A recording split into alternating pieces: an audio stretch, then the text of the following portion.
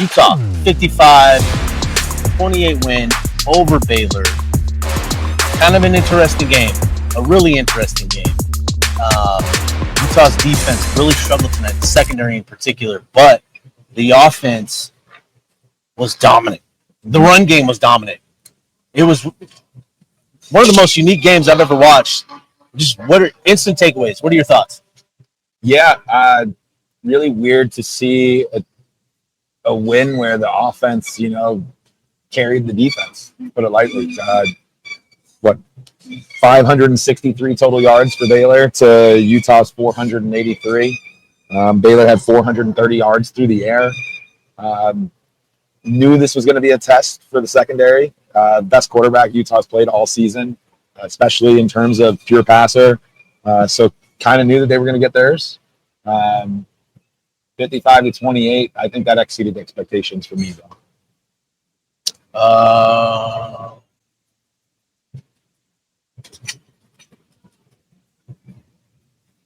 Is that? That's phones.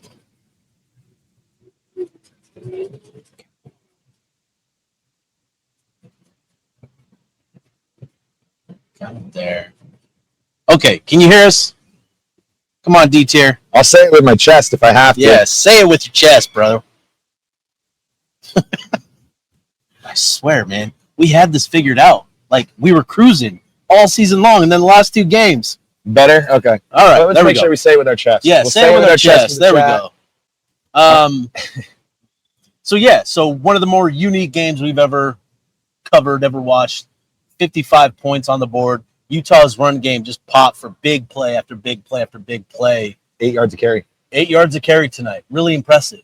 Wayshawn Parker goes over 100 yards yet again. Gets to continue to wear the pink cleats, which I guess is a thing now for Whittingham. He mentioned in the post-game press conference that Wayshawn gets to wear the pink cleats again next week because he went over 100 yards tonight. So as long as we keep that streak going, I think that's a good thing.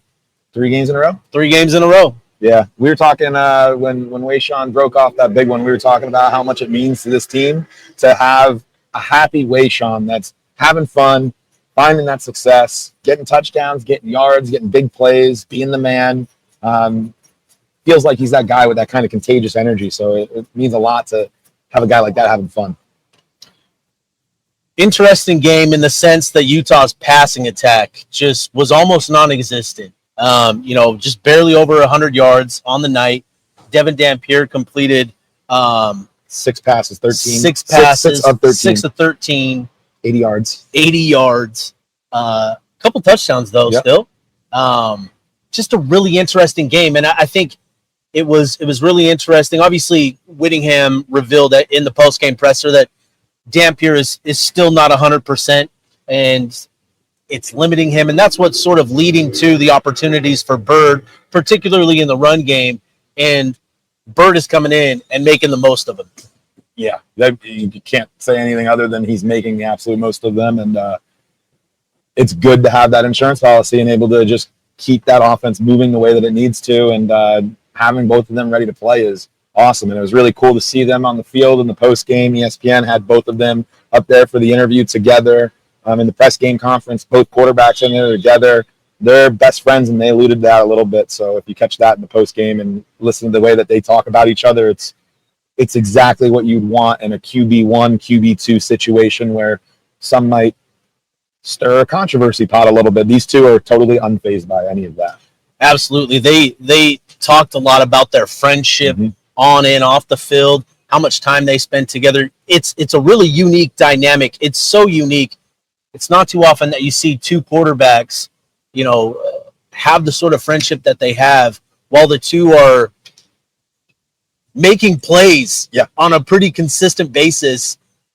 Again, just given the nature of the quarterback position, I think this is something that Utah fans should really appreciate because it is so unique, and I think it speaks to the culture and the improved vibes within the program, within the team, and within that quarterback room specifically with the sort of personality that Dev has and Bird has. He's come in and just been that young freshman learning from the veteran, learning from Dev, and Dev has really embraced that. And I think finding a way to manage that, I think really speaks highly of Jason Beck and his ability to manage that quarterback position. Yeah, absolutely. And along the lines of the passing game, the quarterbacks, I know that not the most appealing numbers through the air tonight. We've said this time and time again. It's not going to Utah's passing attack isn't going to show up on paper or come to be a thing until it really actually needs to be a thing. When you're getting 8 yards a carry, you're running for what Utah finished at 380 yards. I mean, we're a broken record at this point, Bartle. Like we talk about this every week. Utah wants to come out. They want to run it down your throat, not down your throat. They want to run it outside and around your throat. But it's pause. Next, stop. Sorry, that's on me. That's on me. Utah's getting what it wants on the ground, and that is the number one priority, is to run it and run it and run it and run up the score. And 55 points off of 380 yards of rushing, there you can't even complain about the passing until somebody stops it. And to that point, though, I did want to call out, like, it was there was early on, Dampier had a 2nd and 15 completion to Bentley for 16 yards to keep the chains moving. Like, there were some moments Utah just didn't pass the ball a lot. I wouldn't say it was a bad passing night. It's just don't need to pass the ball when you're running for 400 yards, 8 yards a pop. Yeah, no, absolutely. Until they stop the run, you're not going to stop running the ball, right? Like, that's what we've learned, and Utah is doing it at such an elite level. It's incredible week in, week out. The story is, Utah wants to run the ball. That everybody knows they want to run the ball, and yet they continue to just run it at such an elite clip. 8 yards a pop, 380 total. Big play after big play after big play. And Spencer Fano talked about it in the postgame, with the player availability, that the offensive line, they have fun seeing these big plays ripped off. Like, they enjoy it as much as anybody else because they know they're doing their job and everybody else is doing their job as well. It's a really big thing to have those big plays pop off like they did tonight. And so, let's sort of transition to some of the concerns, right? Tonight, the defensive struggles were really, really just concerning. I'm struggling for the words, but I haven't seen a Utah defense struggle in that manner, in the sense of miscommunication, giving up easy opportunities, breakdowns in coverage. That was a really surprising showing by the defensive secondary, especially considering the progress and improvement that they've made over the last month or so. Really surprising to see the secondary struggle like that. But give credit to Baylor. You're going to talk about Sawyer Robertson, but Baylor came into this with a great game plan to kind of exploit Utah's man coverage, and they really schemed up a lot of easy opportunities for Sawyer Robertson. Utah capitalized on one moment with Scooby Davis getting the interception and taking it back for 6. But outside of that, Baylor did a really good job with those switch releases to create easy opportunities for Sawyer Robertson to complete passes to the outside. That's what they went to time and time again, and that's a way to attack man coverage, are those switch releases, and Utah just didn't counter. They didn't counter because they made enough plays where you can kind of get away with what you did tonight. Yeah, there'll be a lot on tape that this team's going to need to get in and break down. Scottley's a junkie. He knows ball. He's going to watch this. He's going to find opportunities to adjust and tweak. This was a good thing for Utah defense, I would say. Yeah. Have a secondary, a pass defense that's top 10 in the country in terms of, you can throw any different kind of metrics you want at it, but if you just go by yards, it's like 6th in the country coming in this week. Probably going to take a notch down. But the secondary getting that battle test, getting an elite quarterback, elite throwing quarterback, getting that opportunity for the defense to learn from is going to be big. And a big thing, I was talking with Sly a little bit before the game ended, and look at you a little bit, yeah, talking to Sly.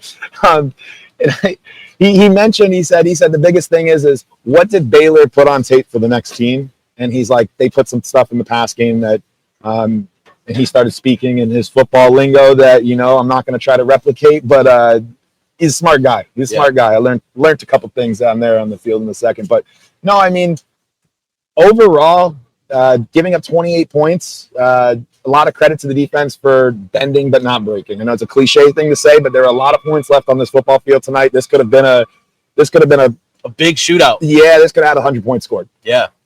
Yeah. And I think, to the credit of the defense, getting the takeaways that they did, forcing the turnovers on downs, getting those stops on fourth downs a couple times in this game, they made enough plays to give the offense the opportunities to create that separation. Obviously, Scooby getting the pick six, that helps. Trey Reynolds getting another pick, taking it down to the 9, like that stuff helps. But the takeaways where we've seen Utah grind out defensive efforts where they're limiting the overall production, but they're not getting those takeaways. The script was flipped on this game where you're giving up the yardage, but you're getting the takeaways, and that's what led to the big difference on the scoreboard. So an interesting dynamic because we're so used to how Utah has performed on defense week in, week out, where they just limit the efficiency, limit the yardage, and try to suffocate you. This was more just the big plays, the takeaways, which is just totally different than what we've seen, in other outings. But, you compare this outing to what they did against Cincinnati, Brendan Sorsby, right? Same sort of efficiency. Robertson only completed 50% of his passes tonight. I think Sorsby finished around like 40%, something like that. So similar efficiency and sort of in terms of the pass completion percentage. The difference tonight, obviously, was just connecting on the big plays, right? And that's where Utah exposes themselves when they play press man coverage, is if you get beat at the line of scrimmage, you're going to give up those big plays. Yeah, and they've got a really talented group of targets there with Josh Cameron, who had 1 million yards tonight on 13 catches. I think it was 165 yards, 13 catches. Ashton Hawkins chipped in. Michael Trigg actually wasn't didn't put as much of his fingerprints all over this game. That 3 for 42. Yeah, he was bottled up, and I think Jackson Benny had a lot of duties there. So credit there, but I mean that's a really talented group of those three right there. Sawyer Robertson being a great quarterback and having those targets. I mean, yeah, you're gonna get beat up a little bit in your secondary. I think where Utah really ran away was the 4 consecutive drives in the second half. Yeah. 4 consecutive drives with touchdowns, and like you said, the defense did enough to get some of those stops that allowed Utah to just run away. And in that first half, Baylor ended up with 51 total plays ran in that first half alone. Typically for Utah, you're ending up in the 60s in total plays played on defense. So they almost hit that total in the first half. And again, a big part of that is the defensive struggles. So they're a big part of why Baylor was able to get 51 plays ran in the first half. But the offense, when we typically see this offense, they're sustaining drives. They're eating up clock. They're keeping the defense on the sideline and giving them that rest. Tonight, it wasn't that. It was the big plays. It was the explosives, right? It was 3-play drives. It was a 64, 70, 67. A lot of numbers, 6, 7, a lot of them in there. God, I hate that I just hit. You made me do it. I just my first time actually doing the hand motion and everything. I hate myself. It's all right. I messed up too. But no, I think that was a big part of the defensive struggles in the first half was the amount of plays that Baylor was able to run. You could just kind of see late in that half, the defense was worn down, the breakdowns happened, the miscommunications happened, and that comes from being tired. The Baylor student tarps came off. They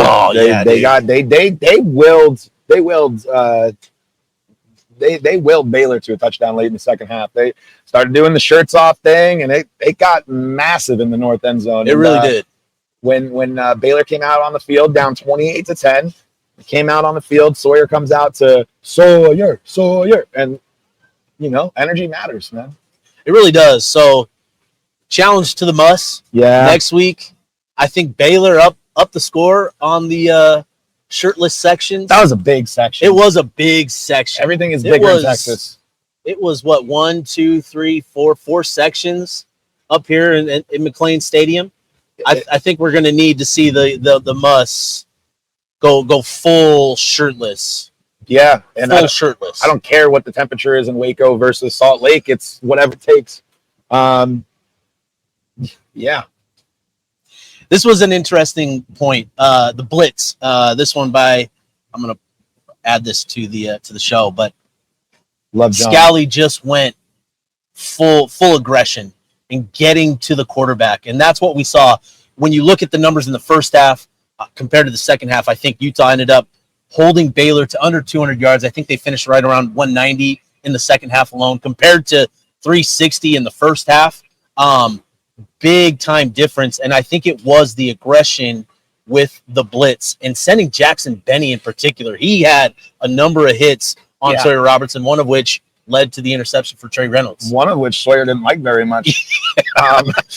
It was good. I mean, and the aggression went to the final whistle. We were talking about it. We were sitting in the north end zone at the end of the game. Baylor comes out instead of just running out the clock. They're trying to score points because they've got pride on the line too, right? And they're still lining up trying to score points, and we're still pinning ears back and blitzing, and this one from Andrew Crane talking about for the first time this season, the preseason concerns with the defense showed up. And again, I think speaking to the coverage, there's a couple things here, right? Again, we talked about the Baylor schematics with those switch releases. It's a great way to attack man coverage because you're putting cornerbacks in conflict. You're either creating space with an off-ball corner, or you're potentially going to have two cornerbacks run into each other because that's sort of what you're hoping for. It's a natural pick play, essentially.